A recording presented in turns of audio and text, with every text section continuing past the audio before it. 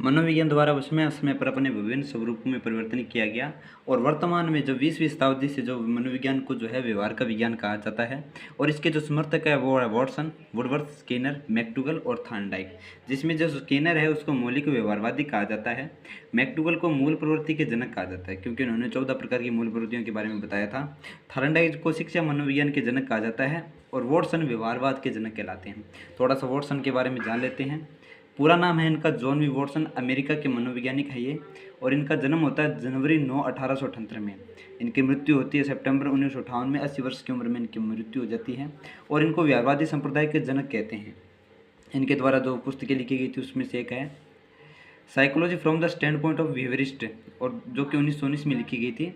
और एक इनके द्वारा किताब लिखी गई है बिहेवियरिज्म, जो कि 1924 में लिखी गई। इनके द्वारा एक कथन कहा गया था जो सामान्यतः एग्जामों में पूछा जाता है कि तुम मुझे कोई भी बालक दे दो, मैं उसे वैसा बना सकता हूँ जैसा मैं बनाना चाहता हूँ।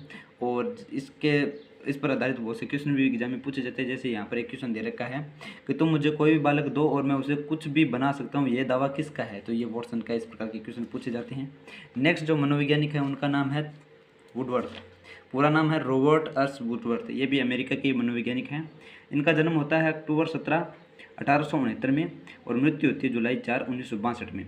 92 साल की उम्र में इनकी मृत्यु हो जाती है। इनके द्वारा भी एक कथन कहा गया था कि मनोवैज्ञानिक ने सर्वप्रथम अपनी आत्मा का त्याग किया, फिर मन का त्याग किया, फिर चेतना का त्याग किया और वर्तमान में मनोविज्ञान व्यवहार की विधि के स्वरूप को स्वीकार करता है। ये वही है जो हमने पिछली बार पढ़ा था कि सर्वप्रथम जो मनोविज्ञान है उसको आत्मा का विज्ञान कहा जाता था, फिर इसमें मन का विज्ञान कहा जाने लगा पोम्पनो जी के द्वारा, और फिर इसको चेतना का विज्ञान कहा गया। फिर वर्तमान में अब जो है मनोविज्ञान को व्यवहार का विज्ञान कहा गया है। तो ये था मनोविज्ञान का इतिहास।